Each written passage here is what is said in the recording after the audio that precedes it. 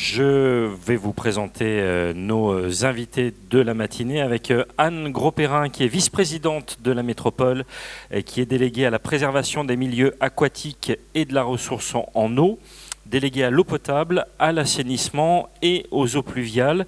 Philippe Laurent, qui est chef de service des espaces verts de la ville de Vénissieux.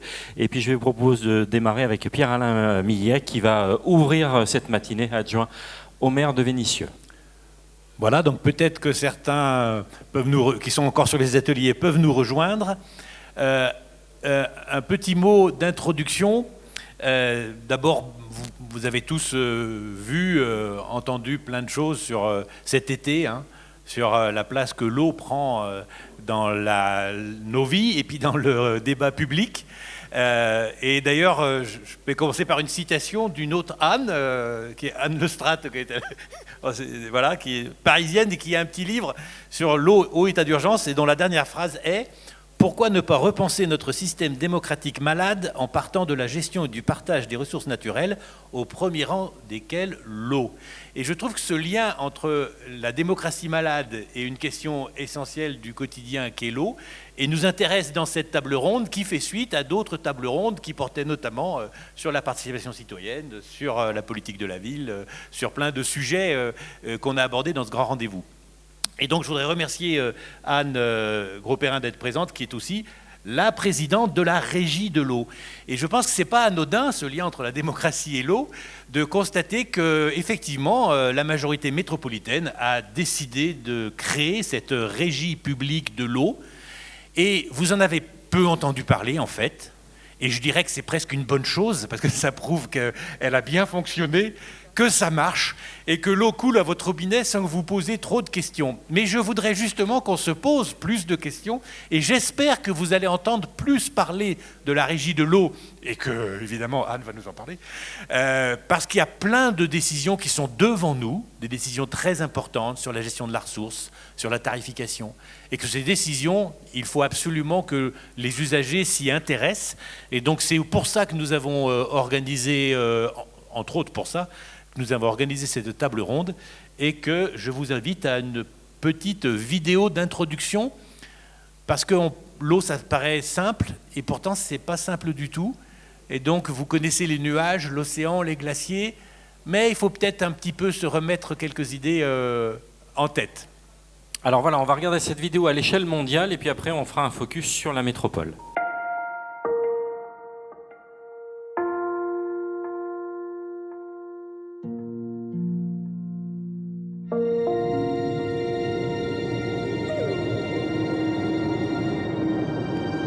Lorsque, pour la première fois, l'homme a découvert sa planète depuis l'espace, elle semblait n'être que de l'eau. Il l'appelait autrefois planète Terre. Elle est devenue sous ses yeux la planète bleue, dont près des 2/3 de la surface sont recouverts d'eau. De l'eau à profusion. Une masse liquide généreuse et insaisissable qui nous fascine et nous fait peur, tant nous la savons indispensable à notre survie. Nous aimerions tellement qu'elle reste sagement dans le lit de sa rivière, ou mieux encore, enfermée sous nos pieds. Car lorsque l'eau n'est pas là, l'homme imagine souvent qu'il suffit de percer l'écorce terrestre et puiser profondément. Pour beaucoup de gens, l'eau, c'est comme une ressource minière. Or, c'est pas du tout ça. Il y aura toujours la même quantité d'eau, puisque c'est pas une rareté, c'est un cycle. L'eau est sans cesse en mouvement. Elle gagne les nuages sous forme de vapeur. C'est sous cette forme qu'elle survole notre planète, de minuscules gouttes qui flottent en suspension dans l'air. Et lorsqu'elle retombe en pluie, l'eau gagne les profondeurs de la terre. C'est elle qui donne à manger et à boire aux végétaux. L'eau ainsi absorbée, mélangée aux sels minéraux puisés dans le sol, compose la sève qui va parcourir leurs racines et remonter sous l'action du soleil jusqu'au sommet de leurs feuilles. Fluide et légère, évanescente et volatile le plus souvent, l'eau est aussi capable de se faire bloc inerte et froid. Elle est alors colosse de neige et de glace qui jalousement garde pétrifiées d'énormes quantités d'eau qu'elle diffuse à son gré. Lorsque l'eau descend des montagnes, elle est largement chargée d'éléments minéraux qui sont les bienvenus lorsqu'ils font irruption dans le monde marin. Ces éléments minéraux sont indispensables à la photosynthèse qui va permettre à la chaîne alimentaire subaquatique d'accomplir son œuvre. L'eau porte en elle le souvenir de toute la vie sur notre planète. Les batraciens, ainsi que nous autres mammifères, sommes encore très attachés à nos origines marines. Entre l'eau et l'homme, c'est même une très longue histoire. Nous sommes composés à 65% d'eau. L'eau est ce précieux carburant qui permet à tous les organes de notre corps de fonctionner. Elle est ce transporteur génial qui permet tous les échanges, toutes les connexions, toutes les interactions, toutes les réactions chimiques. L'homme est un maillon essentiel du cycle biologique de l'eau. Le plus impressionnant peut-être, c'est de savoir, lorsque nous réalisons tout ça, que l'eau que nous buvons, elle a déjà été bue, elle a déjà été évacuée, elle a déjà été évaporée, elle est déjà passée dans l'atmosphère humide, elle est retombée sous une forme de pluie, quelquefois sous une brume, bref, elle s'est redéposée quelque part, et elle a de nouveau été bue, ainsi de suite. Si l'homme, comme toutes les autres espèces de notre planète, est naturellement traversé par le cycle de l'eau, avec l'avènement du monde moderne, il n'a eu de cesse de vouloir le dompter. Il prend les choses en main. Il impose à l'eau une vitesse et une direction. Fini le temps ancestral de l'eau. Voilà celui de l'homme. Il décide qu'il la veut ici plutôt que là, ou choisit de la stopper tout net selon son intérêt. Il a concentré ses populations grandissantes dans d'importantes cités, souvent bâties sur les côtes ou sur les rives d'un fleuve, comme signe de cette dépendance à l'eau qui ne l'a jamais quitté. Mais dès que la pluie se met à tomber, on découvre à quel point nous avons bâti nos villes avec du béton et de l'asphalte, des matières dures qui empêchent l'eau de pénétrer dans le sol et la rejettent sans ménagement hors de nos murs. Dans les grandes villes, la température s'élève du fait des activités humaines. Cela a pour conséquence de provoquer plus d'évaporation et ainsi plus d'eau contenue dans l'air. Certains parlent même de véritables rivières atmosphériques qui se déplaceraient au gré des courants. Le réchauffement de la température du fait de l'action des hommes est devenu une certitude pour l'ensemble de la communauté scientifique. L'idée s'impose désormais dans nos sociétés.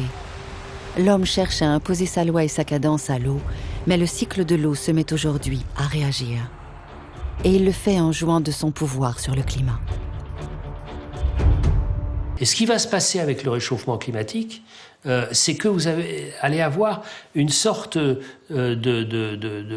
d'accélération ou d'accroissement ou d'accentuation des inégalités en termes de précipitation. C'est-à-dire que les régions du monde qui ont déjà énormément d'eau, comme le Canada, comme l'Europe du Nord, comme certaines parties de l'Asie, en auront encore plus. Et les régions qui ont déjà très peu d'eau en auront encore moins. Le cycle de l'eau est capable de tous les excès. Des pluies torrentielles aux inondations les plus violentes. Il peut aussi, dans certains endroits du monde, s'arrêter tout net. Et plus une goutte ne tombe du ciel, et pas la moindre brume ne s'échappe du sol. Mais le cycle de l'eau crée ses propres mirages. L'eau est simplement ailleurs, en train sans doute de s'en donner à cœur joie. C'est la problématique effectivement de l'eau potable et puis des régions qui vont être impactées. Anne Gros-Perrin, je rappelle que vous êtes vice-présidente de la métropole. Je rappelle 4 de vos délégations, vous en avez beaucoup, mais les 4 principales, c'est préservation des milieux aquatiques et des ressources en eau potable, assainissement et eau pluviale. Je le fais dans l'ordre parce que les 4 ont une vraie jonction entre elles et que l'un des objectifs de la métropole, c'est de repenser cette gestion de l'eau. Tout à fait, merci. Avant de vous parler des politiques métropolitaines du cycle de l'eau qu'on a mises en place depuis le début de ce mandat, avec le nouvel exécutif métropolitain, je vais vous resituer effectivement les problématiques auxquelles on est confronté et comment elles se traduisent sur notre territoire. Puisqu'on vient de voir avec ce petit film très illustratif qu'on a un vrai problème à l'échelle mondiale de raréfaction de la ressource en eau, de répartition de la ressource, puisqu'on a, et on le sent sur nos territoires, parce qu'on a des alternances de périodes de sécheresse très importantes et une pluviométrie qui, pour l'instant, reste équivalente sur l'année, mais qui tombe de manière beaucoup moins répartie et de manière beaucoup plus intense. Donc on connaît effectivement des phénomènes de pluie intense avec des inondations et des ruissellements qui ont des conséquences sur nos territoires qui sont importantes. Pour que vous ayez une représentation aussi, parce que le chiffre n'a pas été cité dans le film, l'eau sur Terre, l'eau douce sur Terre, c'est 2,8% de la masse d'eau présente sur la Terre. C'est-à-dire qu'il n'y a que 2,8% d'eau qui est de l'eau douce. Et seulement 1% qui est accessible à l'être humain. C'est-à-dire que dans ces 2,8, il y a 1,8% qui sont des ressources constituées par les grands glaciers, par les calottes glaciaires, les glaces des pôles notamment, et par des nappes d'eau souterraines très profondes qui sont aujourd'hui inaccessibles à l'être humain. Donc 1% seulement qui sont accessibles en eau douce à l'être humain. Et c'est un immense circuit fermé, hein, Eric Orsena l'a expliqué, qui est le même depuis des milliards d'années.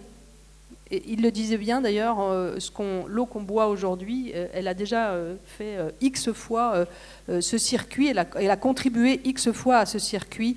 C'est pour ça que maintenant, à la métropole de Lyon, on n'appelle plus cette délégation eau et assainissement, parce que eau et assainissement, pour nous tous, ça voulait dire une histoire de tuyaux. Hein.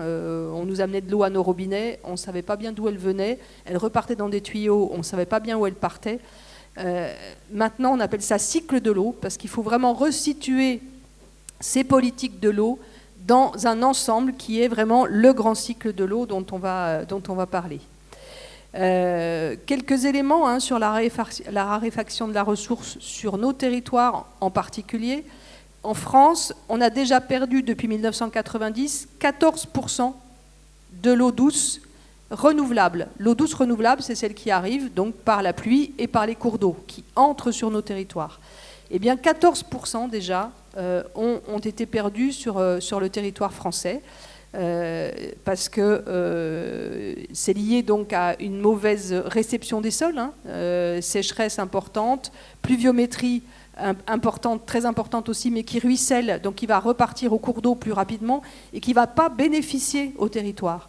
Donc l'objectif de nos politiques publiques aussi aujourd'hui, c'est de garder l'eau sur le territoire, qu'elle bénéficie au territoire, et je vous expliquerai comment, pour qu'elle puisse permettre effectivement de maintenir nos masses d'eau, c'est-à-dire nos cours d'eau et nos nappes phréatiques en état suffisant par rapport à nos besoins, et qu'elle puisse alimenter également la végétation, puisque je rappelle également que l'eau est un bien commun vital, non seulement pour les êtres humains, mais pour l'ensemble du vivant et les végétaux qui nous sont indispensables également à la vie.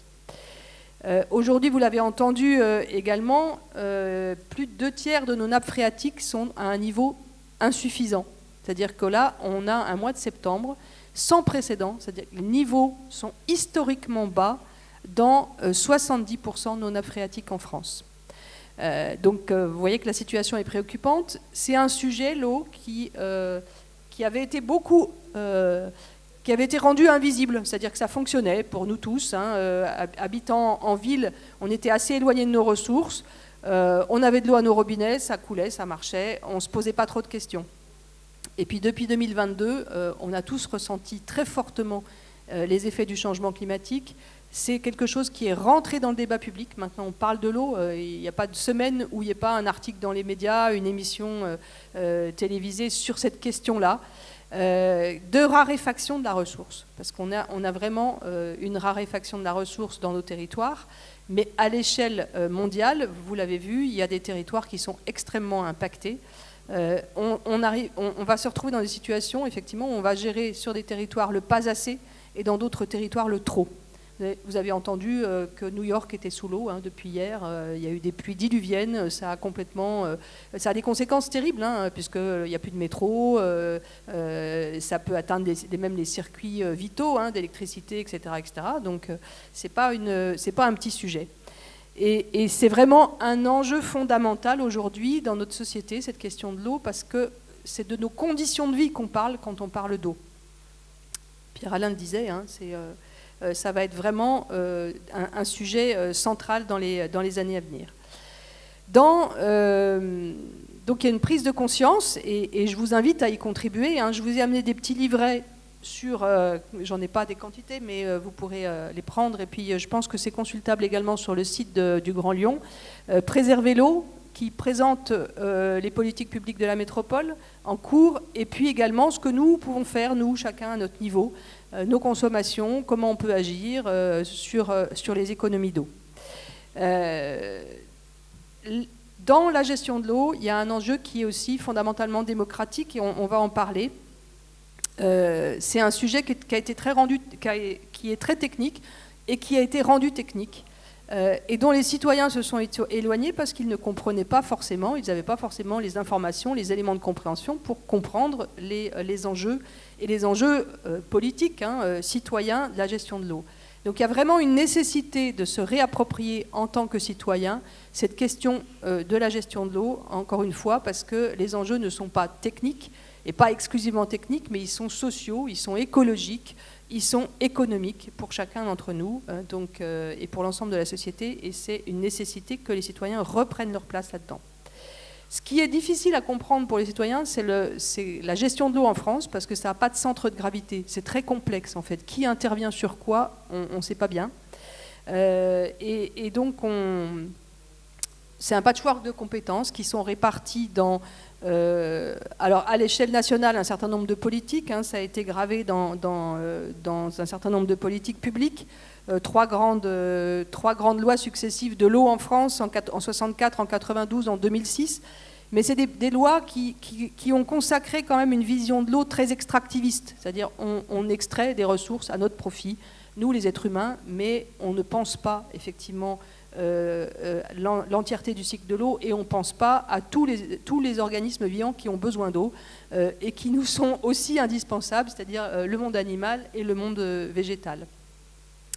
Et donc, il faut redonner aux citoyens cette possibilité de comprendre en fait ces enjeux-là et de se les réapproprier, car encore une fois, c'est vraiment de nos conditions de vie qu'il s'agit. On a donc assisté beaucoup dans notre monde à la marchandisation de l'eau pendant des décennies. Il y a des grandes sociétés qui ont réalisé des profits très importants sur la gestion de l'eau, avec donc toujours ce référentiel extractiviste. Et puis maintenant, on assiste à l'échelle mondiale à sa financiarisation. C'est-à-dire qu'il y a des pays comme l'Australie, la Californie, où l'eau est rentrée sur les marchés boursiers et on spécule sur l'eau. Donc notre vision, vous imaginez bien qu'elle n'est pas du tout celle-ci, et c'est pour une des raisons pour lesquelles on est allé vers la gestion publique dont je vous parlerai après.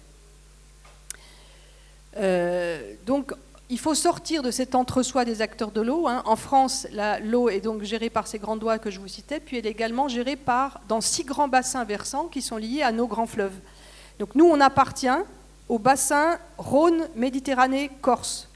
Et le bassin du Rhône, il commence au Léman et il finit à la Méditerranée.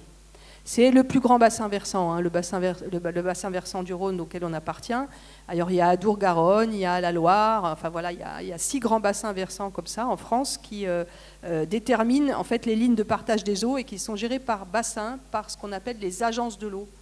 Donc nous on appartient à une agence de l'eau qui gère tout le bassin versant Rhône, Méditerranée, Corse. Et ce bassin versant, il a subi énormément de changements ces dernières années. Lyon et le Rhône sont un des territoires qui s'est le plus réchauffé en température, qui a le plus subi le réchauffement climatique ces dernières décennies. Et je regrette de devoir vous annoncer que ça ne va pas s'arranger. Donc il va falloir effectivement qu'on adapte nos villes au changement climatique et qu'on adapte nos territoires et notre gestion de l'eau au changement climatique. Il y a de multiples enjeux.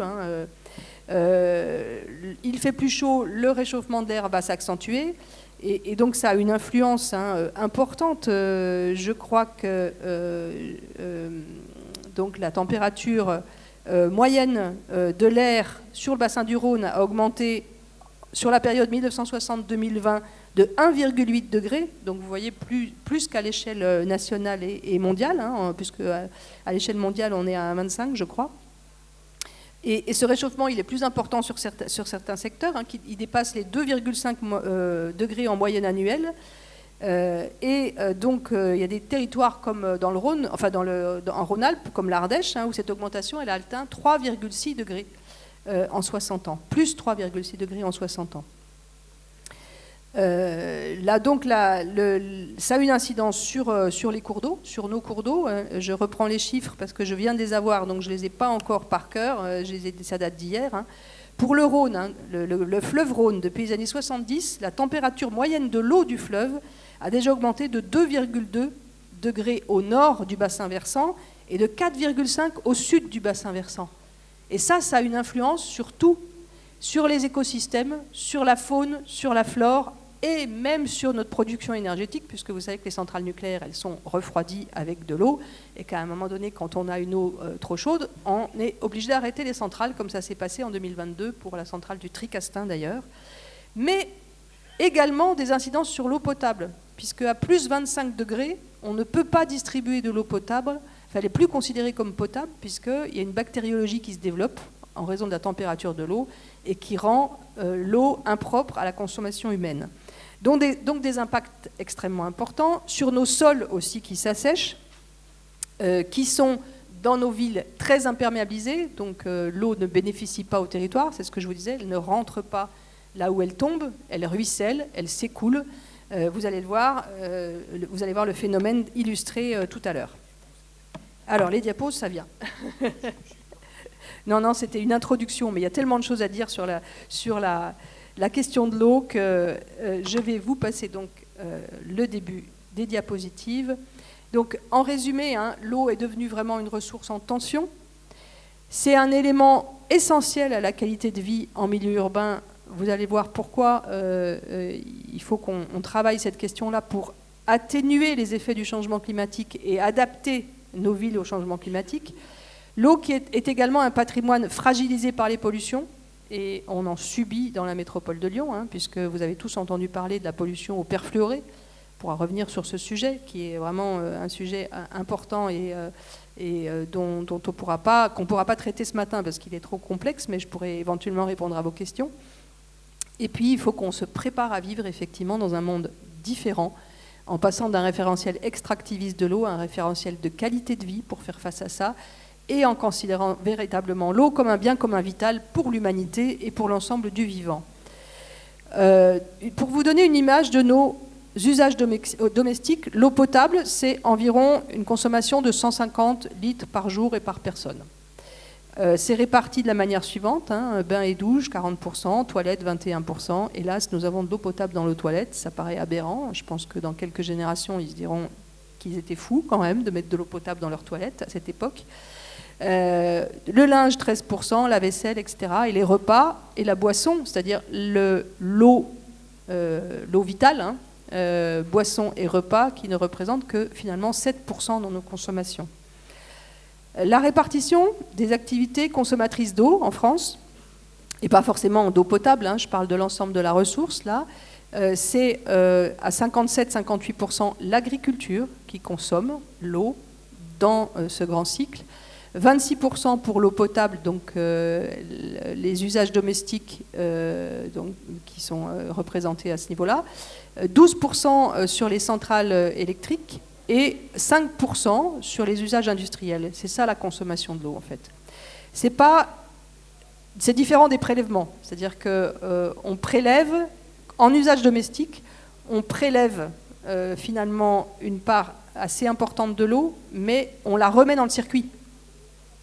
Il y a beaucoup de nos consommations d'eau qui repartent et qui sont traitées notamment par nos stations d'épuration.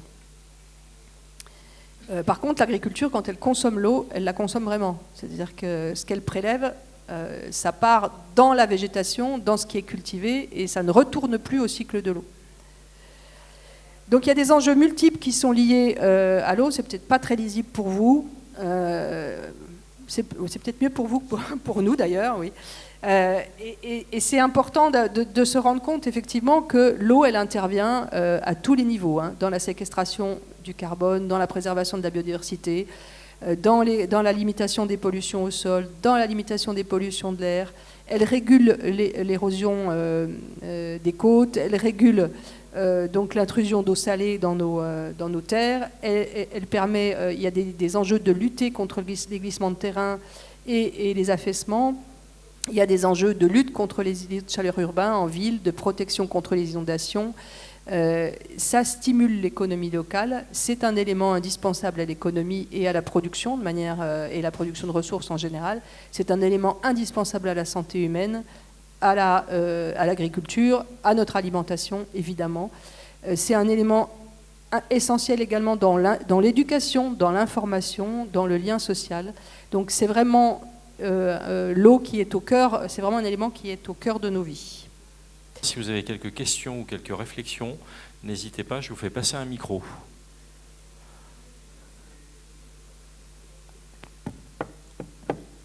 Pas particulièrement. Alors, il y aura peut-être plus de questions après, non, sûr ? Alors, on va peut-être passer à la... N'hésitez pas. Hein, oui, n'hésitez pas, hein, si vous voulez... Je vous ai donné beaucoup d'informations, mais il n'y a pas de mauvaises questions dans ce domaine. Hein. Il faut faire progresser ensemble nos connaissances sur le sujet. Allez, oui, bon, ça marche. Bonjour. Question là, sur l'eau potable, est-ce qu'on dépend de nappes phréatiques indépendamment de l'eau du Rhône ou pas ? Alors, très bonne question, mais je me demande si je vous ai mis une diapo là-dessus. Je ne suis pas certaine que je l'ai fait. Peut-être, je regarde s'il y a une diapositive. Nous dépendons, nous, à 98% actuellement du champ captant de Crépieux-Charmy. C'est le plus grand champ captant d'Europe.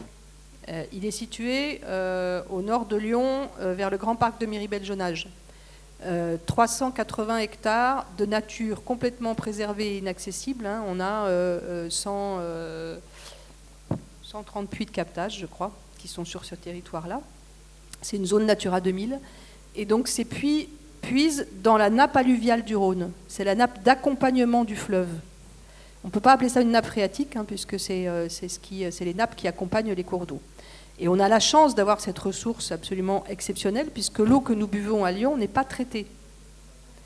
Elle est on met en fait l'équivalent de une goutte ou 2 gouttes de chlore pour un volume de 5 baignoires d'eau, pour que vous mesuriez, hein, pour la distribution dans les tuyaux. Mais c'est une eau qui est très pure, qui provient des glaciers alpins, tant qu'ils sont là encore, c'est-à-dire jusqu'en 2070, après on verra. On pourra en reparler, hein, mais on a cette chance en fait d'avoir cette eau très pure qui provient des glaciers et qui est filtrée par les sédiments. Je dis 98 parce qu'avant c'était 94, parce qu'on a des captages sur la nappe de l'Est lyonnais, puisqu'on a une nappe phréatique qui a 3 couloirs sur l'Est lyonnais et qui est sous nos pieds, ici aussi à Vénissieux, hein, et qui, elle est en fragilité et très impactée par les activités agricoles notamment, puisqu'il y a plusieurs de nos puits de captage qui sont pollués par des pesticides et des fongicides. Vous avez peut-être entendu parler, le chlorothalonil, hein, dont on a parlé depuis fin 2022, qui est un fongicide qui est interdit depuis 2019 en Europe et en France, mais qu'on retrouve encore dans 65% de nos nappes phréatiques. C'est en fait un dérivé du lindane, qui est un fongicide qui est interdit en France depuis plus de 20 ans, mais comme la chimie a l'agrochimie a cette faculté à fabriquer des nouvelles molécules qui ressemblent étrangement aux premières et à les appeler différemment, on continue à en retrouver dans nos masses d'eau. Donc aujourd'hui, on a un certain nombre de captages sur l'Est qui sont à l'arrêt à cause de ça, parce qu'on ne veut pas distribuer une eau qui n'est pas saine et sûre.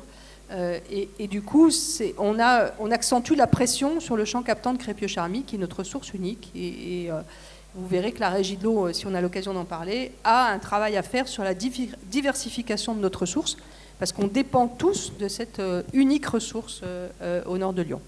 Et puis, on a quelques communes, dont Givors, Grigny, Solèze, qui sont alimentées historiquement par le syndicat Rhône Sud, qui a un captage à Ternay. Nous, on distribue l'eau dans ces communes, mais elle est produite par le syndicat Rhône-Sud.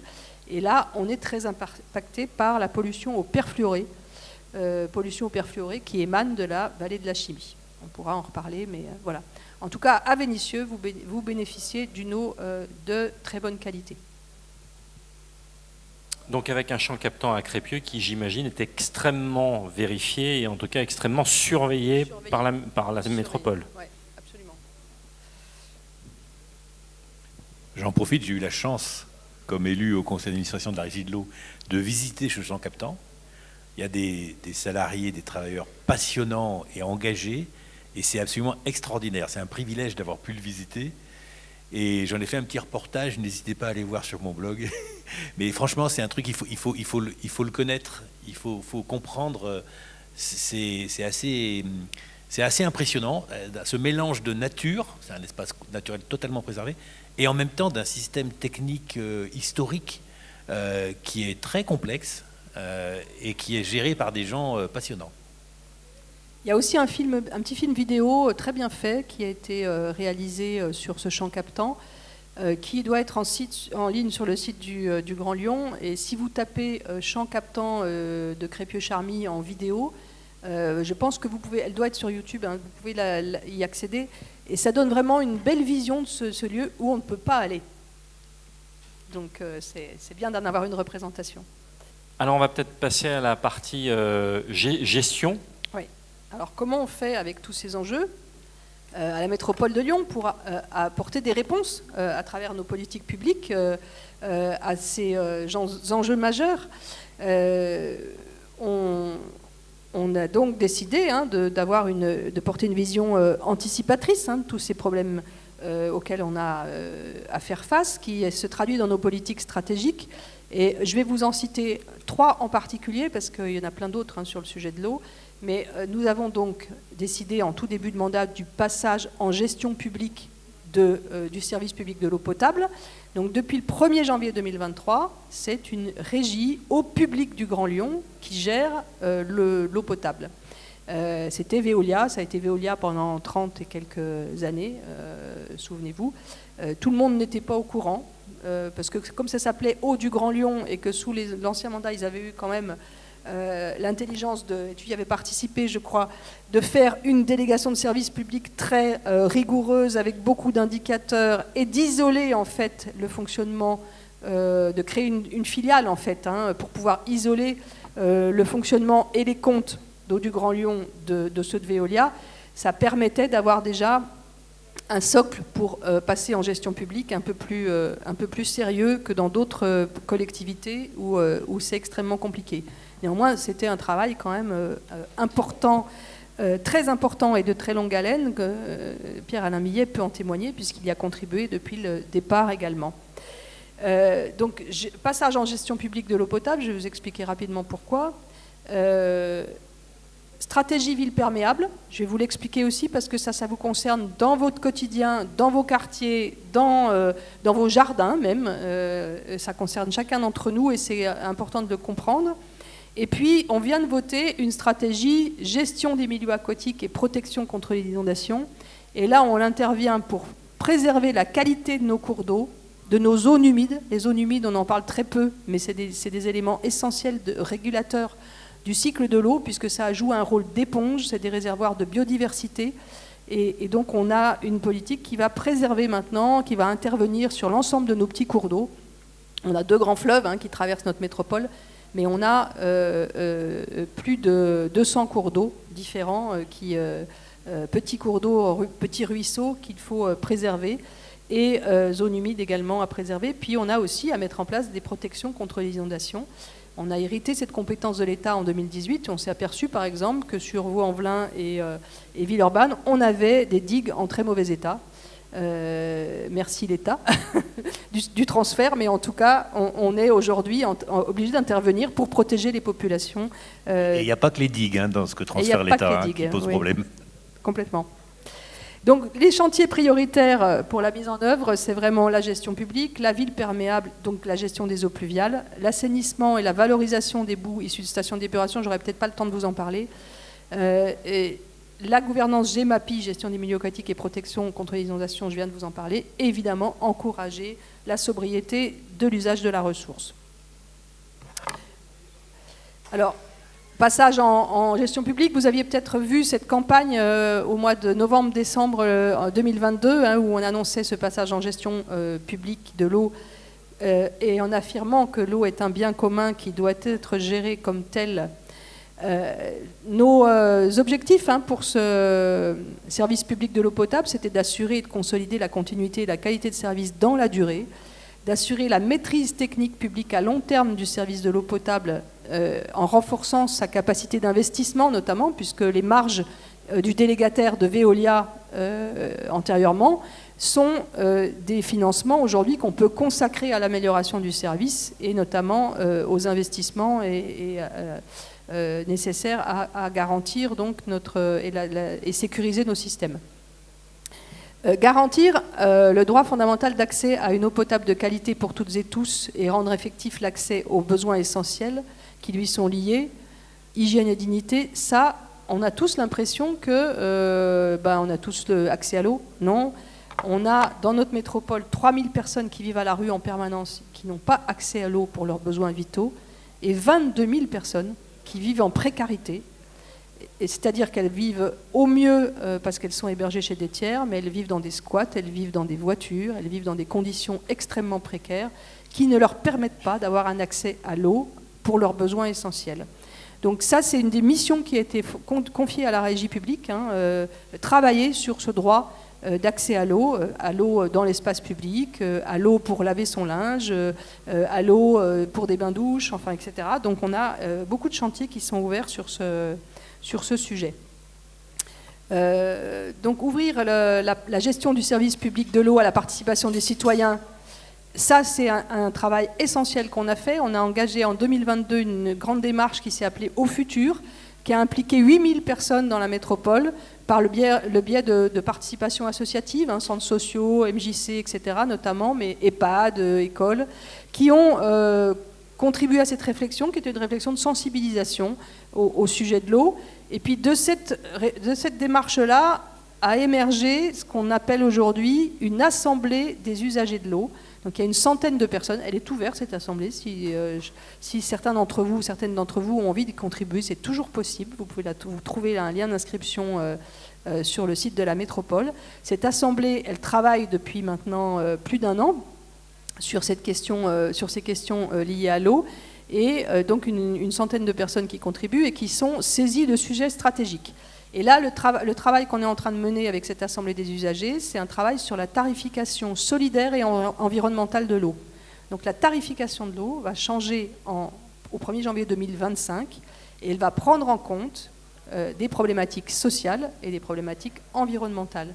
On s'achemine vers une première partie de mètres cubes vitaux gratuits pour tous et ensuite un certain nombre de paliers et des politiques sociales qui vont permettre d'accompagner ceux qui n'ont pas accès à l'eau et qui sont en difficulté pour avoir accès, même chez eux, à l'eau, pour des raisons financières. Donc vous pouvez suivre ce travail-là, et je pourrais en dire un mot après. Assemblée donc, des usagers de l'eau, c'est la première en France de ce type-là, où les citoyens sont impliqués dans la gestion du service public. Les ambitions, c'est de sécuriser, comme je vous l'ai dit, le système de production et de distribution. Si on avait une pollution majeure sur le champ captant de Crépieux-Charmy, on ne serait plus en mesure aujourd'hui de fournir de l'eau à 1,4 million d'habitants. Vous imaginez la situation. Donc il faut trouver des ressources alternatives, il faut diversifier notre eau potable. Les pollutions en amont, très clairement, vous connaissez le sujet, mais il y a dans la plaine de l'Ain, il y a un certain nombre d'industries qui produisent éventuellement des polluants.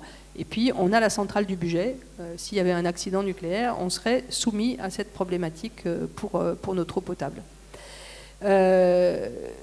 Dans les ambitions également et les piliers, c'est anticiper la vulnérabilité de la ressource et penser à son évolution et sa préservation à long terme, justement, en raison du changement climatique. Prévenir les pollutions industrielles, domestiques et agricoles, on pourra y revenir, si vous le souhaitez. prévenir les conflits d'usage, puisque vous avez remarqué qu'en même temps qu'on prenait conscience de cette problématique de l'eau, eh ben, il y a des tensions qui s'accentuent dans la société entre les usages, l'usage agricole, l'usage industriel, l'usage domestique. Et il ne s'agit pas d'opposer et de rentrer dans une guerre de l'eau parce qu'on ne s'en sortira pas comme ça. On ne peut aller que vers une gestion concertée du bien commun. Donc il faut se donner les moyens d'y arriver à l'échelle de notre territoire. Et également donc organiser l'interface et la cohérence de ces politiques publiques de l'eau avec les autres politiques du grand cycle de l'eau. Vous allez le voir, notamment les politiques urbaines, les politiques de voirie, etc. Voilà, je vous l'avais dit, c'est un sujet extrêmement important et qui entraîne beaucoup de choses. J'ai dû rater une diapo, oui, voilà.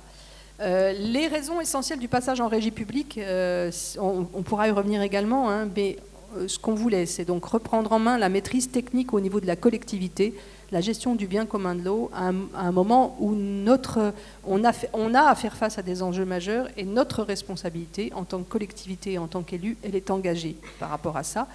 Et on n'a pas la maîtrise en fait du service si on la confie à un délégataire privé. Ça, c'est un élément essentiel. Hein. Réinternaliser les compétences à l'intérieur de la collectivité pour maîtriser ce sujet-là.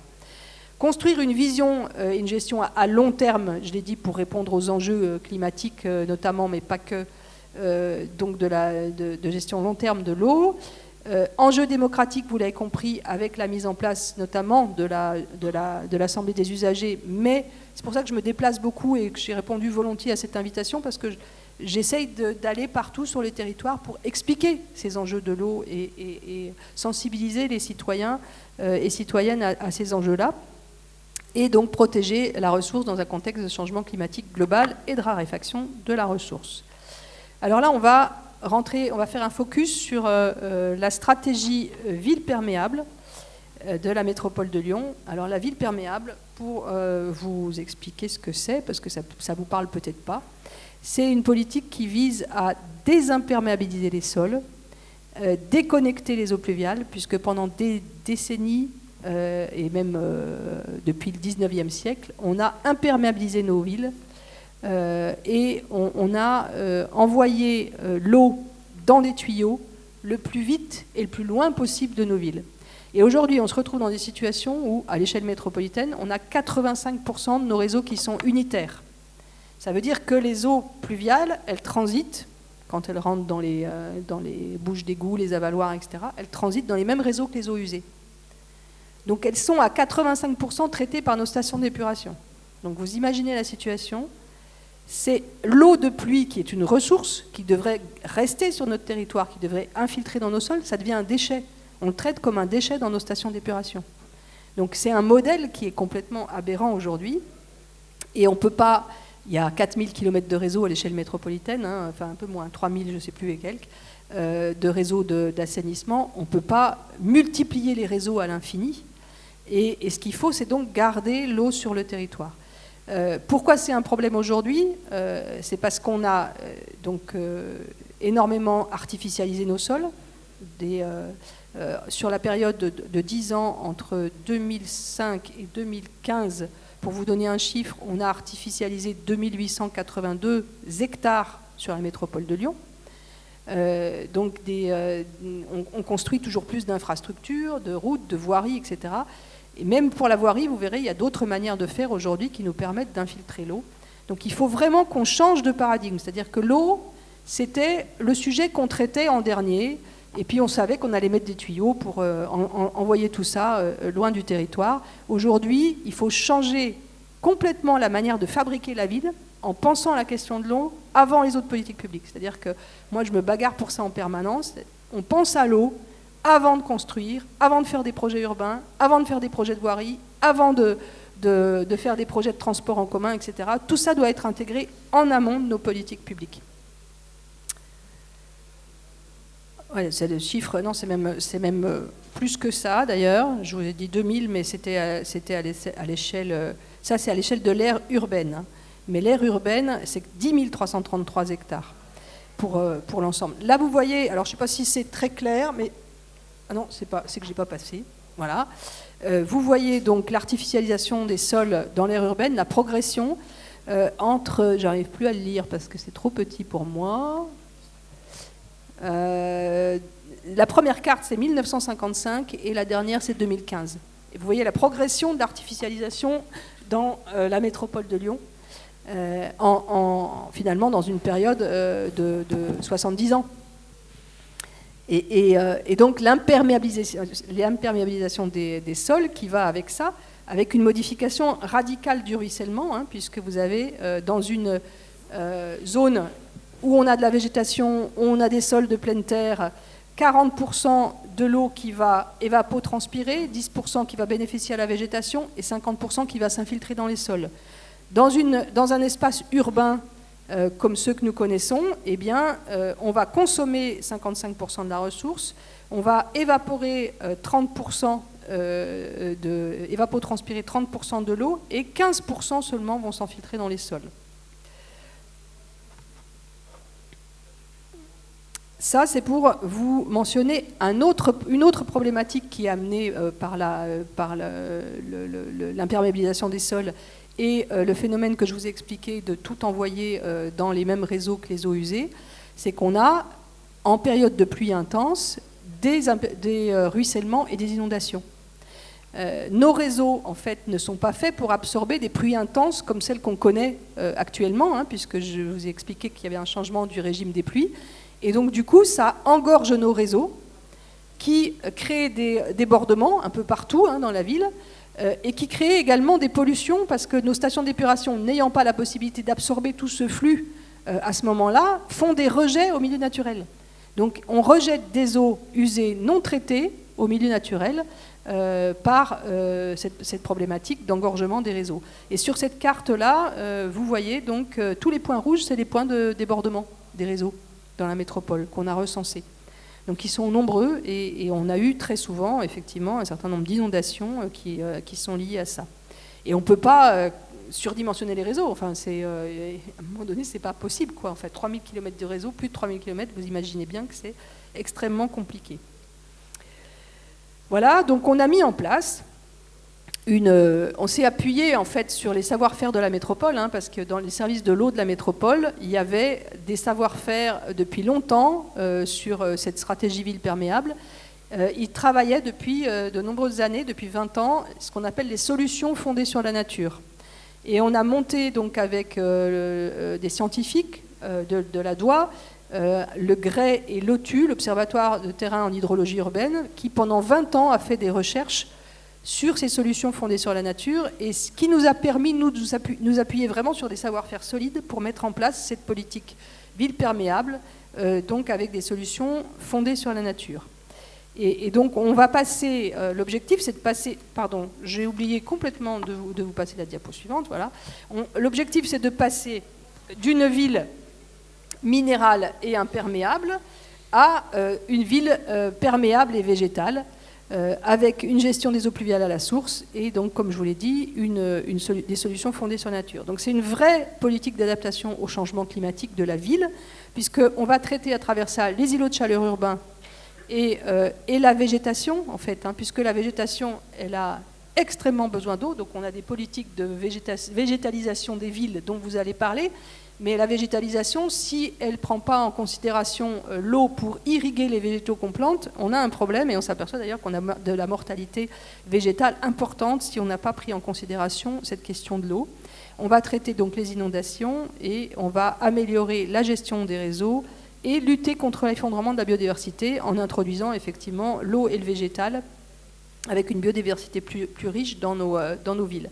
Et on va aussi surtout contribuer à la recharge des nappes phréatiques puisque l'eau va pénétrer dans les sols. On peut passer à la diapo suivante. Donc c'est ça les fonctions de la ville perméable, hein, limiter l'imperméabilisation, favoriser le couvert végétal, réutiliser l'eau de pluie pour renouveler les milieux aquatiques et préserver les ressources, gérer donc la pluie là où elle tombe et limiter le transfert des polluants vers les ruisseaux et les nappes et donc respecter les chemins naturels de l'eau en compensant toute nouvelle imperméabilisation. C'est ainsi qu'on a d'ailleurs fait des gros projets. Donc on a 2 axes pour la stratégie ville perméable, c'est la ville en extension et en renouvellement. Alors ça c'est facile, c'est-à-dire quand on refait un quartier nouveau maintenant, on sait faire. On a des obligations d'infiltration d'eau à la parcelle, on a un certain nombre de programmes qui prennent en compte la gestion des eaux de pluie, on a une réglementation donc, sur la gestion des eaux pluviales, et on aménage là, je vous montrerai un certain nombre d'exemples, des images pour que vous puissiez vous le représenter, on aménage donc les espaces publics en gérant les eaux pluviales à la source. Ce qui est plus compliqué, c'est sur la ville existante, celle qu'on a construite pendant des décennies en imperméabilisant les sols. Donc là, il faut trouver des techniques pour, là où on a des villes très minérales, amener de la végétation, amener de l'infiltration. Et là, ça se fait donc notamment par un système qui s'appelle les arbres de pluie que je vais vous montrer, les aménagements de voiries, les cours de collège, d'écoles, les bâtiments métropolitains, bien sûr, l'intégration dans toutes nos politiques publiques et l'incitation vers les espaces privés, puisqu'il faut quand même savoir qu'une ville comme la nôtre est composée, une métropole comme la nôtre est composée à 30% d'espaces publics et 70% d'espaces privés.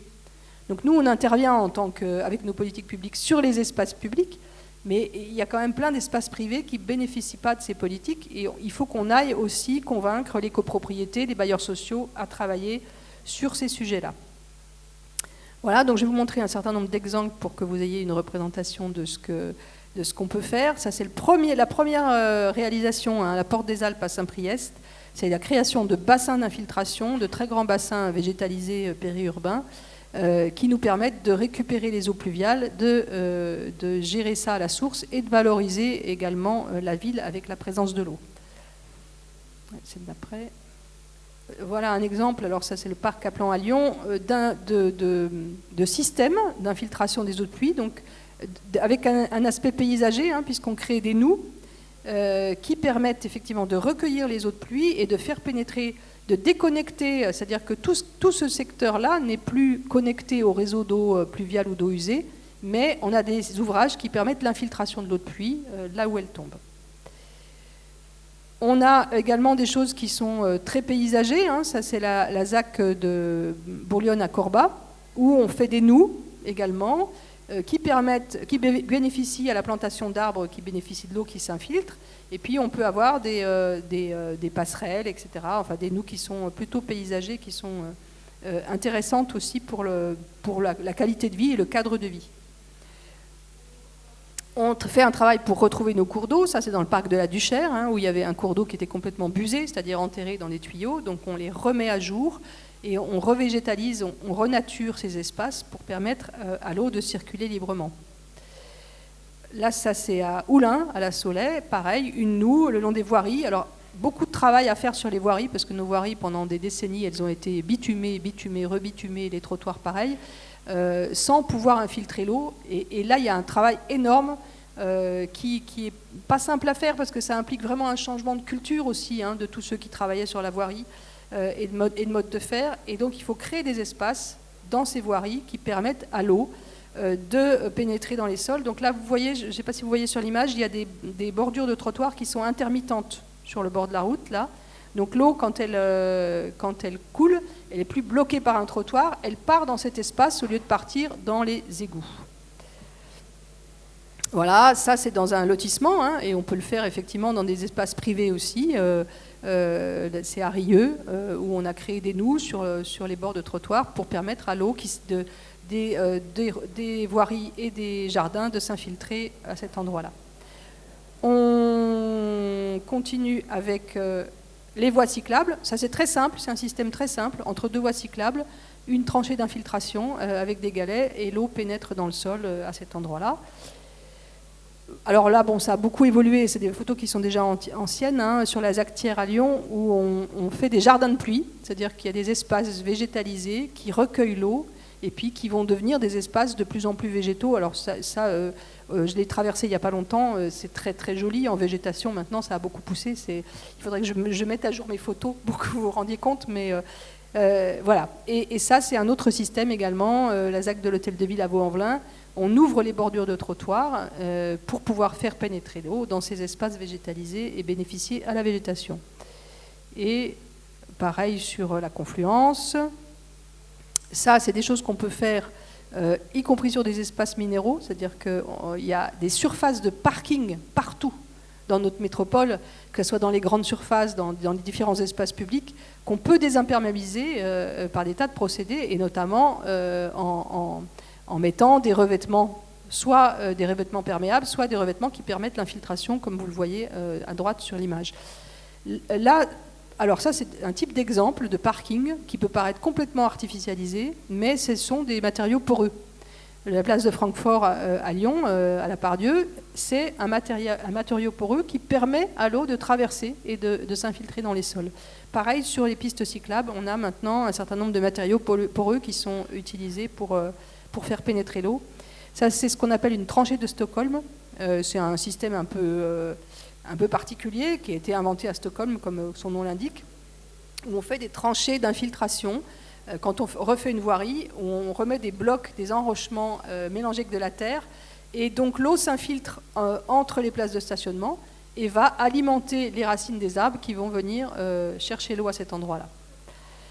Alors, vous avez tous remarqué qu'en espace urbain, et ça sera le dernier exemple, dans nos espaces urbains, on a des arbres qui ont été plantés, enserrés par du bitume ou du béton la plupart du temps, qui ne recueillent plus l'eau, et qui ont du mal à survivre dans ces conditions, puisque l'eau se fait plus rare. Et on a des systèmes très simples. Donc ça, c'est un projet qui s'appelle Life Artisan, qui a été financé par l'Europe, où on décroute, en fait, on enlève en fait tout le bitume sur environ une surface de place de stationnement, qui est déjà occupée par l'arbre, au demeurant. Et on ouvre on fait une tranchée d'infiltration, et on déconnecte, alors là, ça c'est rue Vauban, on a déconnecté toute la rue, c'est-à-dire que l'eau ne part plus dans les égouts, mais elle rentre dans ces fosses d'arbres qui sont créées, qu'on ne voit pas, là, qui sont vraiment en bordure, il y a des galets, qui permettent l'infiltration de l'eau et qui vont aller abreuver les arbres. Ça, c'est un projet participatif, puisque les habitants du quartier ont participé, et qu'on a planté avec eux une strate basse, c'est-à-dire qu'il y a aussi des végétaux à mi-hauteur, des buissons, et des végétaux bas que les habitants du quartier entretiennent, c'est leur petit jardin maintenant. Donc ça a un double avantage, c'est créer des espaces végétalisés où les gens peuvent intervenir, et donc de recueillir l'eau et de l'infiltrer pour les végétaux et dans les nappes phréatiques. Voilà, on va pas passer la fin parce que j'ai déjà été assez bavarde, je crois, et il faut laisser de la place au reste. Écoutez, c'est vraiment passionnant. Merci pour tous ces exemples. Comme quoi, il y a des solutions que vous mettez en place, évidemment, pour revégétaliser et trouver des solutions. Je vous invite vraiment à lire le petit fascicule Préserver l'eau que vous nous avez amené. D'abord, j'ai appris plein de choses. Qu'il y avait 200 000 mesures de l'eau potable. J'ai calculé, ça fait 24 fois par heure.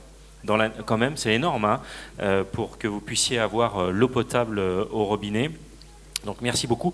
Et puis surtout, il y a les petits gestes à la maison et au jardin. Je m'aperçois que je ne suis pas si mauvais que ça, à titre personnel. Donc n'hésitez pas à le faire et à tester c'est pas un petit test, mais c'est les gestes. Philippe Laurent, on va voir comment est-ce que la ville de Vénissieux arrive justement à suivre ce mouvement, ce changement. Et quelles sont les solutions que la ville développe. Je rappelle que vous êtes chef de service des espaces verts de la ville de Vénissieux. Oui, merci. Donc effectivement, on va zoomer sur le sujet de l'eau dans les enjeux de la gestion des espaces verts à Vénissieux. Donc juste avant de rentrer directement dans le sujet, je voulais quand même donner quelques chiffres sur les espaces verts de la ville de Vénissieux. Donc je rappelle qu'on gère 166 hectares d'espace vert sur la ville. Donc et la ville représente environ 1550 hectares au total. Donc on a plus de 7000 arbres en gestion. En plus, il faut rajouter les 5000 arbres d'alignement qui sont gérés par les services de la métropole. Donc tous les arbres qui sont situés sur les trottoirs en général et sur les grandes places.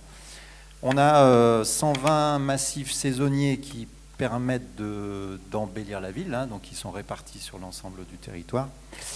On dispose de 2 grands parcs avec un patrimoine arboré intéressant qui permettent aussi de lutter contre les îlots de chaleur. Donc on a le parc des Minguettes qui fait 14 hectares et puis le parc Louis Dupic qui fait environ 2,5 hectares. On a des terrains de grands jeux, donc rugby, football, en gazon naturel, donc ça participe aussi à certains rafraîchissements. On a un centre de production horticole avec les serres municipales avec une production annuelle de 110 000 plantes, donc qui nous permettent de planter des végétaux dans les massifs qui vont embellir la ville. Nous avons 2 cimetières en gestion, et puis après, en termes de mobilier, 84 aires de jeu pour les enfants, 900 bancs, 500 corbeilles de propreté. Voilà, une petite parenthèse, donc les jardiniers également gèrent la propreté des espaces verts, et donc la propreté des espaces verts, c'est environ 30% de leur temps, donc c'est une grosse partie des missions des jardiniers de la ville.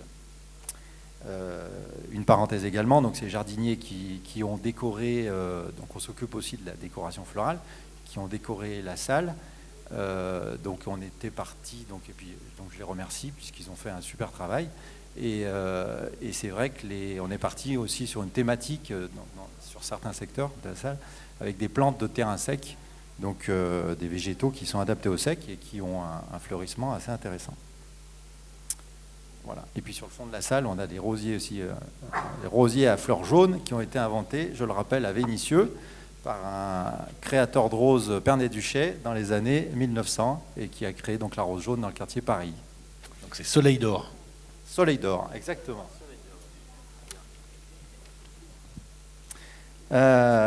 Donc la pluviométrie à Vénissieux, on a un petit peu parlé tout à l'heure, mais donc en général, en moyenne, donc lors des 30 dernières années, donc il est tombé par an 820 mm. Donc ça veut dire 820 litres d'eau par mètre carré. Donc c'est vrai que c'est assez aléatoire. Comme le disait Madame la vice-présidente tout à l'heure, c'est pas aussi bien réparti qu'il y a 50 ans durant l'année. On a des fortes périodes de sécheresse, comme on peut connaître en ce moment d'ailleurs, puisque au mois de septembre, qui est un mois quand même assez pluvieux, on a dû avoir une trentaine de millimètres maximum durant le mois, avec des chaleurs en plus exceptionnelles. Au mois d'août, il a quasiment pas plu. Donc voilà. Donc les 820 mm, en général, ils tombent dans l'année, mais ils tombent de manière vraiment irrégulière. Voilà. Et on peut avoir des gros orages, comme on a eu l'année dernière.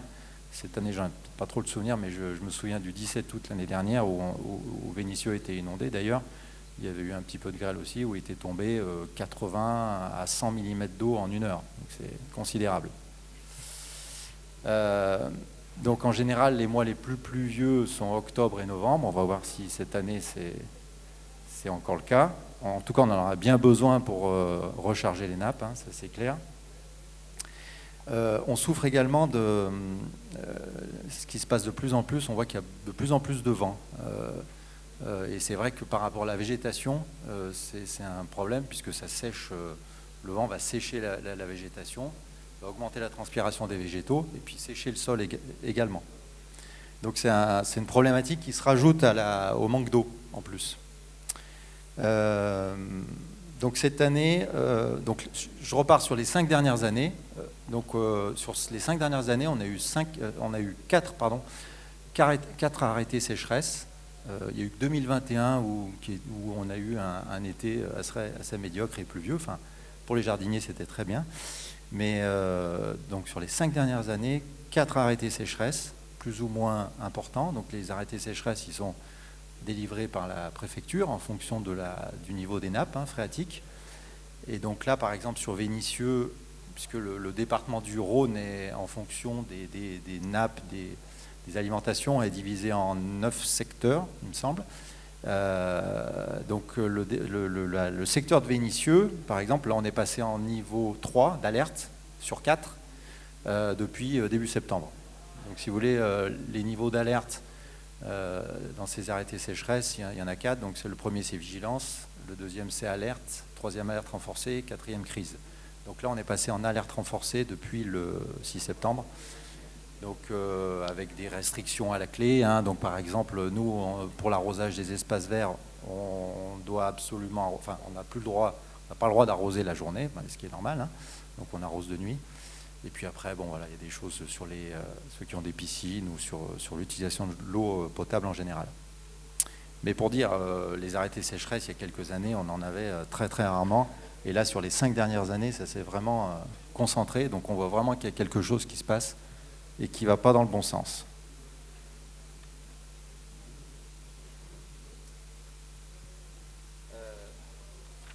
Donc pour arroser les espaces verts, pour qu'on ait quand même de la verdure en ville, ce qui n'est pas toujours facile. Donc, alors tous nos espaces verts ne sont pas arrosés. Une partie, environ 50% des espaces verts sont arrosés. Donc on arrose principalement les espaces verts avec l'eau qui provient de forages. Donc il y en a 12 sur la ville, qui sont répartis sur la ville. Donc on crée des puits. Alors c'est des petits trous qui font 10 cm de diamètre, 10-12 cm de diamètre, qui vont à des profondeurs entre 15 et 30 mètres de profondeur suivant le débit qu'on veut avoir. On va directement dans la nappe. Donc on arrose avec de l'eau brute, de l'eau qui n'est pas traitée, qui peut quand même revenir. Donc on arrose les espaces verts, l'eau après elle redescend quand même à la nappe, une partie, effectivement, puisqu'il y a une partie qui est absorbée par les végétaux et puis par la transpiration, enfin par l'évapotranspiration. Donc c'est environ 80% de nos systèmes d'arrosage, l'eau d'arrosage est issue de 80% des forages. Alors on a fait des forages. Alors les principaux forages sont quand même sur la partie sur le centre de Vénissieux, quartier Moulin-Avant et Paris, mais on a quand même fait un forage qui fonctionne très bien il y a 5 ans environ sur le plateau des Maguettes. Donc là forcément il a fallu descendre plus profond, on est descendu environ 80 mètres, mais c'est un forage qui était très très vite amorti puisqu'il permettait d'arroser notamment le stade de l'Aune. Et les terrains de sport en gazon naturel sont très consommateurs en eau. Voilà, pour avoir un gazon sportif, il faut l'arroser assez fortement. Nous disposons aussi, alors c'est assez récent, les élus ont souhaité investir dans ce système, ce qui est une très bonne chose. On a donc installé récemment, dans les 3-4 dernières années, des cuves de stockage d'eau de pluie. Donc ça, je trouve que personnellement, je trouve que c'est l'avenir. C'est pas assez développé. Donc déjà, chez les particuliers, c'est très simple à installer. Sur un atelier, là, dans la salle, on avait mis une cuve en démonstration. Donc c'est des cuves qui font pour les particuliers en 300, 500 litres, 1000 litres. C'est très facile à installer. Il faut simplement déconnecter la descente d'eau pluviale et brancher la cuve. Alors nous, on n'est pas à cette échelle-là, on est à une échelle supérieure, on est sur des cuves qui font, je vous montrerai une photo après, 100 mètres cubes. C'est des cuves qui sont métalliques, qui sont enterrées, qui ne se voient pas, et qui permettent donc à chaque pluie de récupérer les eaux de pluie des toitures. Et donc on arrose les espaces verts avec cette eau. Voilà. Et quand on arrose avec de l'eau de pluie, on est hors arrêté sécheresse, puisque c'est de l'eau directement issue de la pluie. Stocké.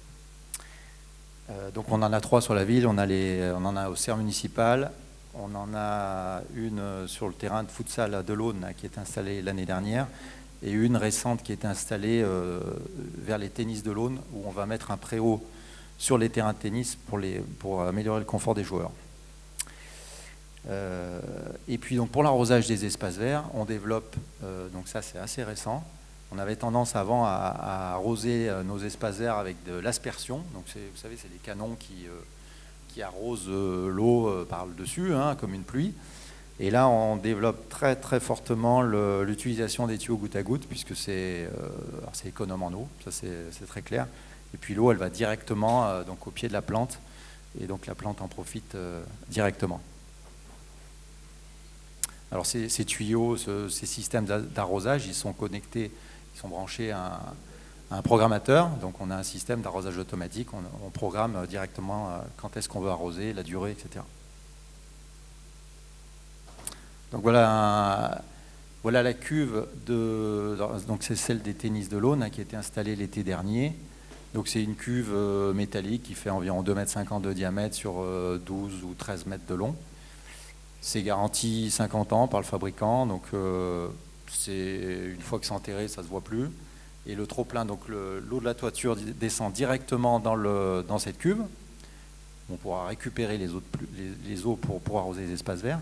Et après, il y a un système de trop-plein, bien entendu, pour, quand il y a des gros orages, donc pour évacuer le trop-plein dans un bassin d'infiltration.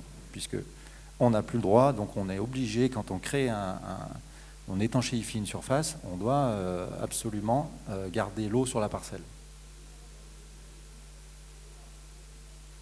Une illustration du tuyau goutte à goutte dans nos massifs.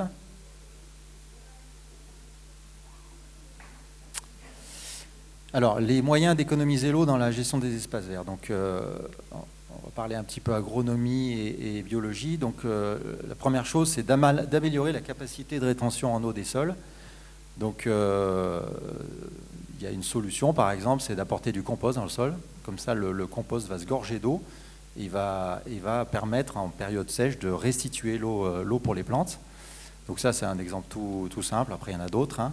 Mais c'est vrai qu'entre un sol, entre un sol sableux et un sol argileux, donc pas du tout, c'est deux types de sols qui ont des capacités de rétention en eau complètement opposées. Donc celui argileux va retenir l'eau, et celui qui est sableux, ça va filtrer tout de suite, quoi. Donc pour les terrains sableux, c'est intéressant de faire des amendements en compost, par exemple.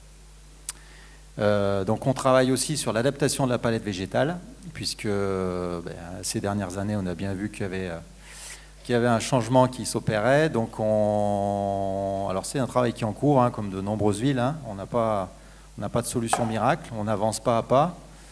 Donc on développe naturellement des végétaux issus de la Méditerranée. Alors pas tous, parce que le problème c'est que chez nous, on peut encore avoir des hivers froids, hein, on est sur un climat continental, et donc il faut quand même des végétaux, enfin des plantes méditerranéennes, mais qui résistent au froid, au moins à moins 10, voire moins 15, donc ça limite quand même aussi la palette végétale. Et puis ensuite on utilise de nombreux paillages, donc qui ont plusieurs, alors il y a plusieurs termes, paillage, mulch, voilà, au pied des plantations. Donc qui ont plusieurs rôles, dont le premier d'éviter l'évapotranspiration, donc de garder l'humidité dans le sol, donc ça c'est quelque chose qui marche très très bien. Il y a un rôle aussi ça limite la pousse des herbes, et puis en plus ça peut être assez esthétique. Donc il y a tout un tas de paillages qui existent maintenant, hein, qui sont développés. Il y a de la brique pilée, il y a du broyat de bois, il y a de l'écorce de pin, il y a de l'écorce de cacao. Il y a de la paillette de chanvre, maintenant il y a même avec des noyaux de pêche qui font, voilà, il y a des filières comme ça qui se montent pour créer des mulches un petit peu qui sortent de l'ordinaire et puis qui sont assez esthétiques.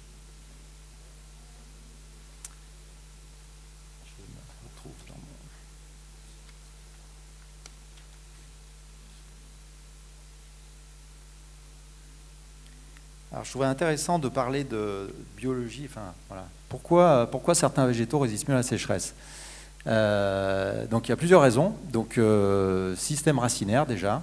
Donc, je vous ferai voir tout à l'heure sur une diapo les trois principaux systèmes racinaires des plantes. Et donc, les plantes qui ont un système racinaire en pivot donc, permettent donc, d'aller chercher en profondeur l'eau présente dans le sol. Je vous donnerai des exemples tout à l'heure. Les plantes qui ont des petites feuilles, donc cas fréquent chez les plantes méditerranéennes, comme le ciste, la lavande, le thym, ou alors des feuilles très découpées, l'aquilée, la nigelle, ou alors parfois même ces feuilles qui sont inexistantes ou réduites à l'état d'épines, par exemple chez les cactus.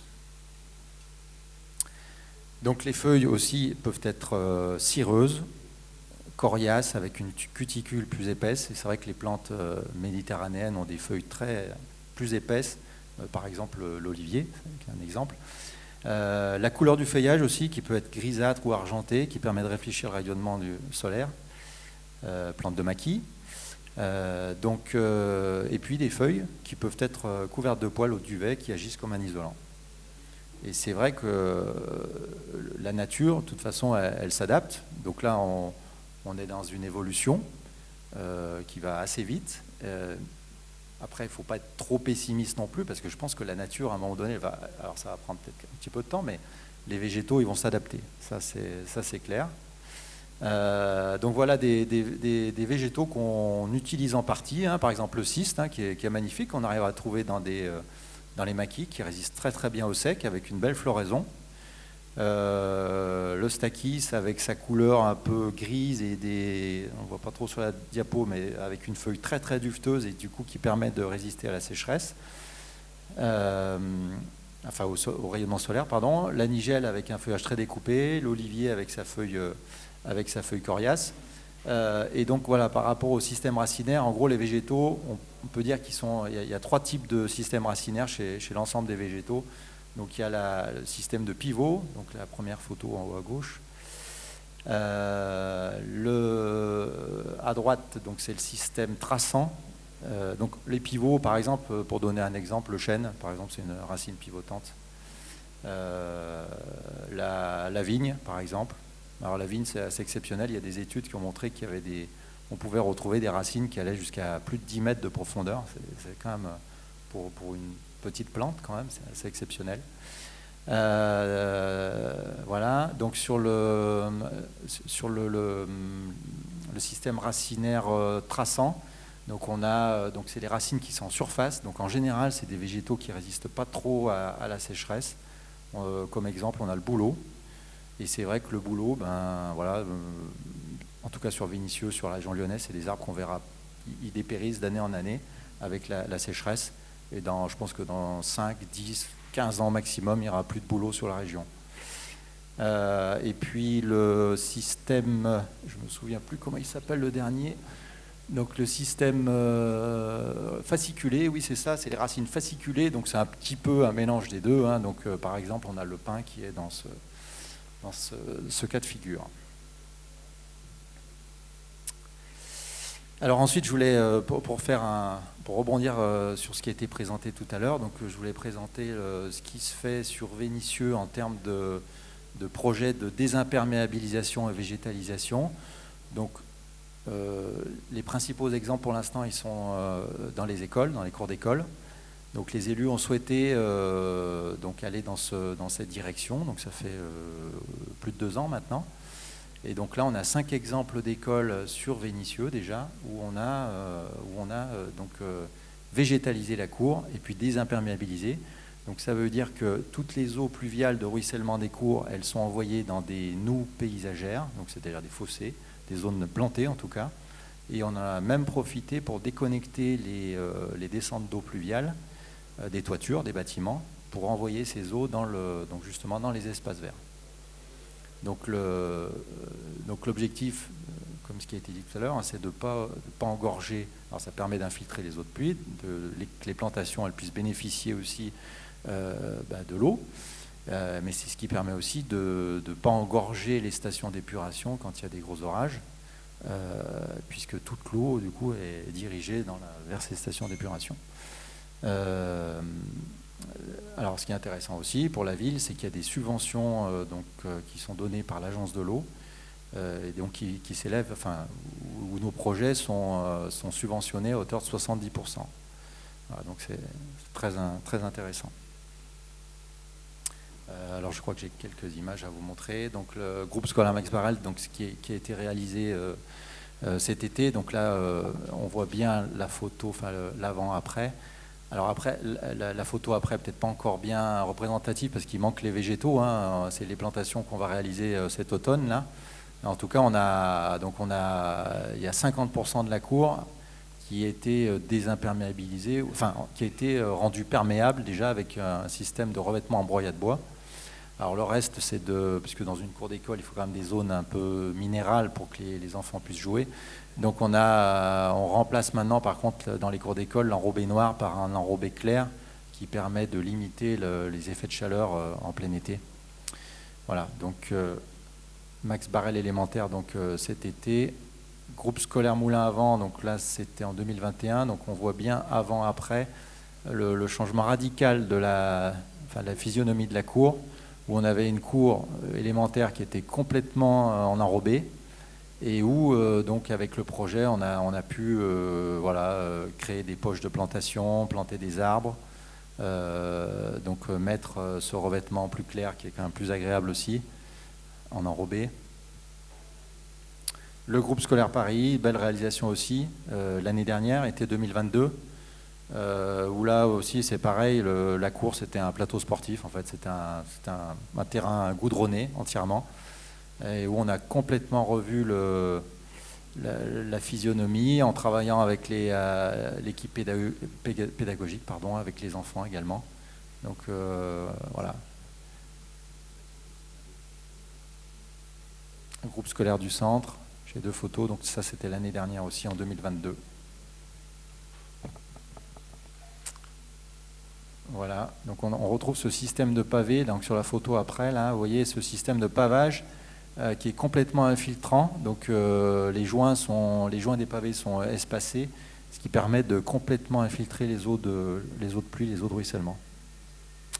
Une dernière photo sur le parking qui a été réalisé cette année au groupe scolaire Jules Guesde, donc parking perméable avec les places de stationnement qui sont avec un système de pavés joints, avec les joints espacés, et puis des plantations sur la place centrale. Et donc les allées de circulation sont quand même restées en enrobé, mais toutes les eaux de ruissellement, de toute façon, sont infiltrées dans les espaces verts. Voilà, c'était ma dernière photo. On vous remercie pour tous ces exemples. Vous pouvez l'applaudir effectivement et applaudir tous les agents de la ville qui travaillent dans le service. Est-ce que vous avez des questions, soit pour Anne Gros-Perrin, on peut prendre 5, on est un petit peu en retard, mais on peut prendre 5 minutes de questions pour Anne Gros-Perrin ou pour Philippe Laurent. Juste une question, on a parlé de bassin versant du Rhône, on n'a pas parlé de la Saône. La Saône étant un affluent du Rhône, elle fait partie du bassin versant du Rhône. Elle est complètement intégrée en fait, donc au bassin versant. Elle est donc gérée par l'agence de l'eau Rhône-Corse-Méditerranée également. C'est un fleuve c'est une rivière qui est de moins bonne qualité, dont les eaux sont de moins bonne qualité que le Rhône. C'est une rivière qui coule lentement, qui méandre beaucoup et qui subit des pollutions plus importantes, notamment d'origine agricole. Donc au niveau de la qualité de l'eau, c'est beaucoup moins bon que le Rhône. Pardon ? On récupère. Non. C'est-à-dire qu'on l'étudie dans les ressources alternatives, mais ça veut dire qu'il faut la traiter. Ce qui n'est pas le cas de l'eau du Rhône. En tout cas, c'était vraiment passionnant. On a appris beaucoup de choses grâce à vous et grâce à vous. On s'aperçoit que la ville de Vénissieux, comme beaucoup de communes, j'imagine, est plutôt bonne élève et suit effectivement un certain nombre de prescriptions. Et puis, ouais. Pierre Lamillet, je vais vous laisser conclure. Oui, quelques mots. D'abord, merci à Anne Gros-Perrin et merci à Philippe Laurent. Je pense j'espère que vous avez appris des choses.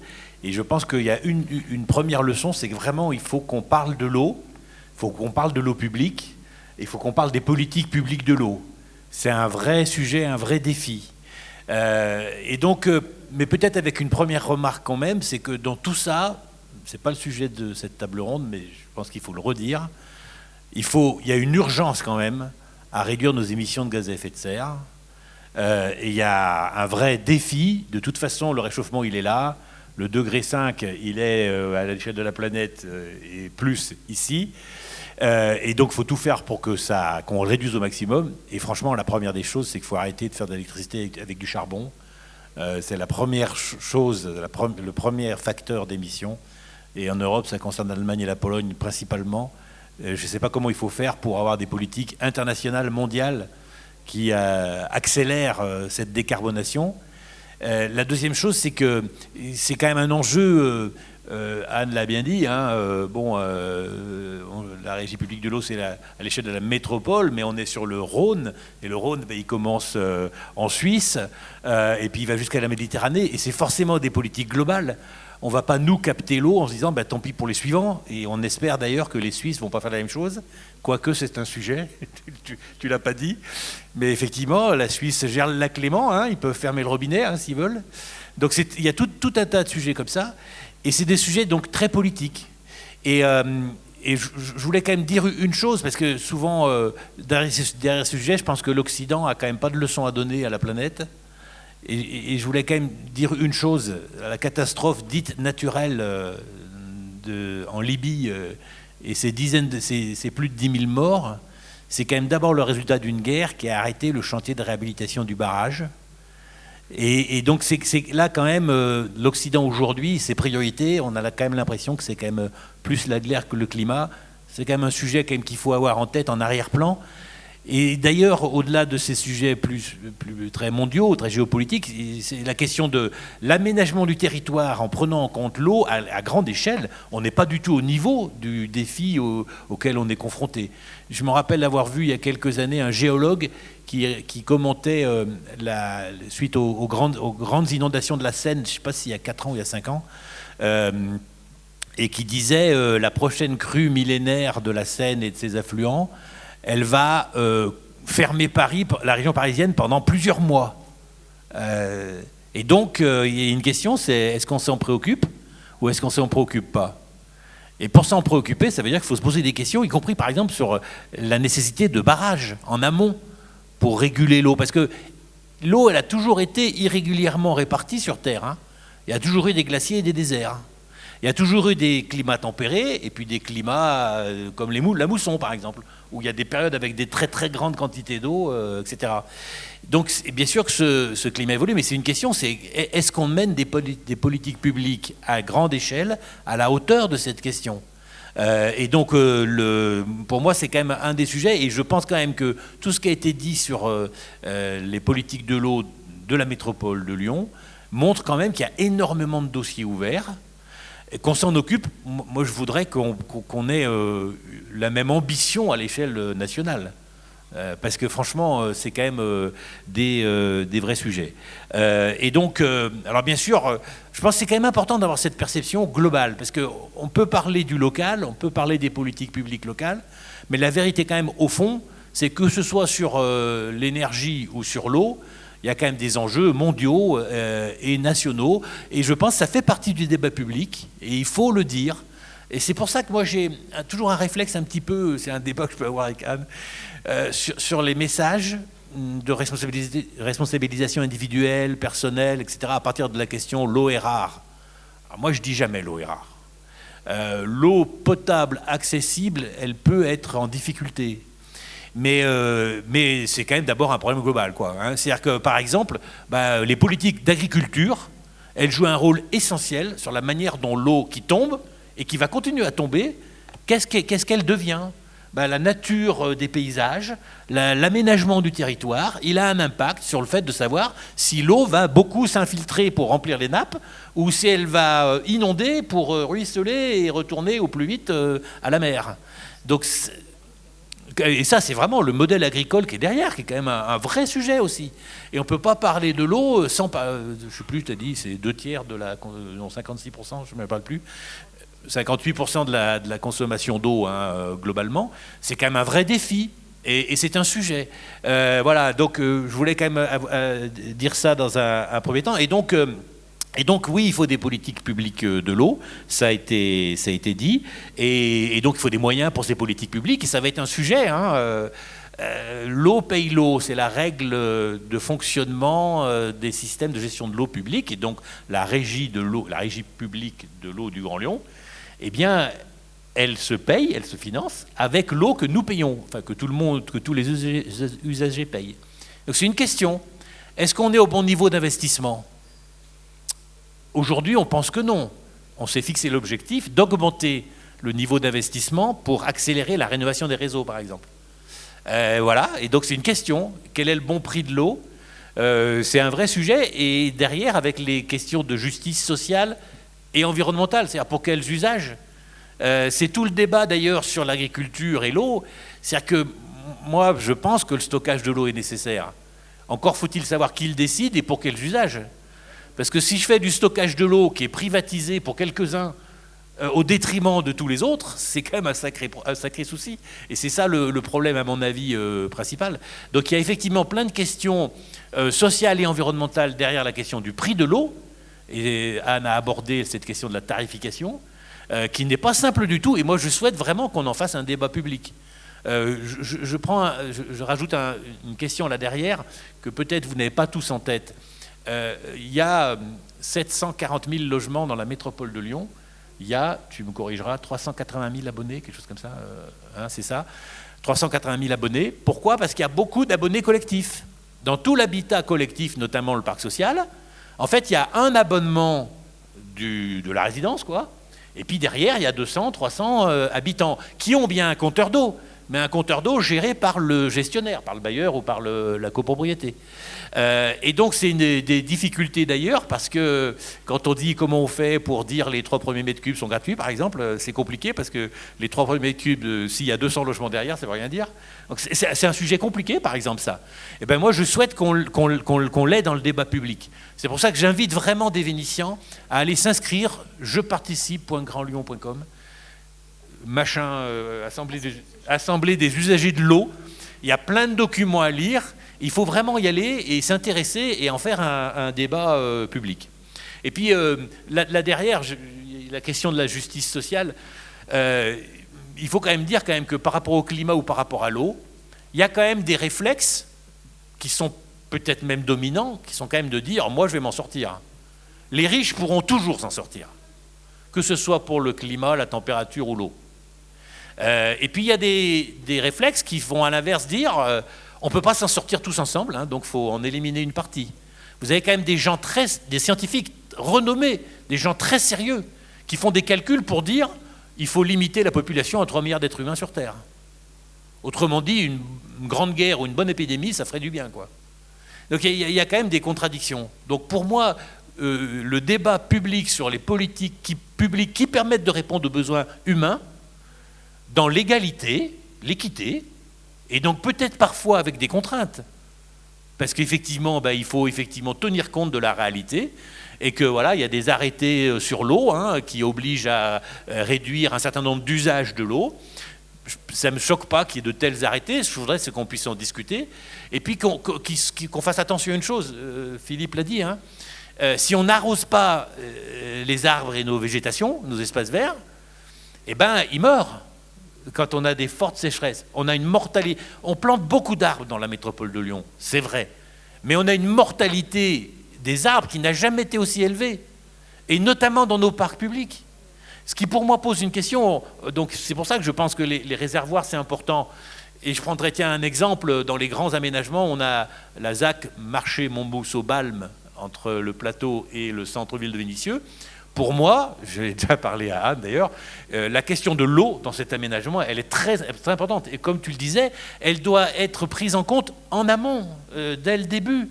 Parce que si, voilà, alors, cela dit, bon, on le fait, on aura le parc linéaire qui va effectivement beaucoup infiltrer, qui va gérer, jouer un rôle dans le cycle de l'eau, ce cycle local dans le descente, on aura un réservoir de plus en haut de la ZAC d'ailleurs, par rapport aux 3 existants cités par Philippe. Mais c'est vraiment des aménagements qui sont très importants. Et donc, je pense qu'il faut ce débat public de l'eau, ce qui était le but de cette table ronde, même s'il y a beaucoup d'aspects, effectivement, qui sont des aspects du quotidien, du comportement personnel, de comment on gère, comment on apprend à mieux gérer son jardinage. Comment on fait du jardinage avec peu d'eau? C'est une question comment on fait de l'agriculture avec peu d'eau. C'est une question de politique agricole, mais déjà individuellement on peut l'appréhender à travers ses pratiques personnelles de jardinage. Je vois des expertes, des gens engagés sur le sujet dans la salle. Voilà, je ne vais pas en dire plus, j'ai oublié ce que je voulais dire en conclusion, mais si je reprends mes petites notes, je vais peut-être retrouver. Alors je crois, voilà. Ouais, parce qu'il va falloir. Oui, là, le message de conclusion, c'est l'eau, ce n'est pas un problème de nature, c'est un problème de politique. C'est les politiques de l'eau publique qu'il faut qu'on mette en débat, franchement. Merci beaucoup Pierre Lamillet, merci à nos intervenants, merci à vous tous et à vous toutes d'avoir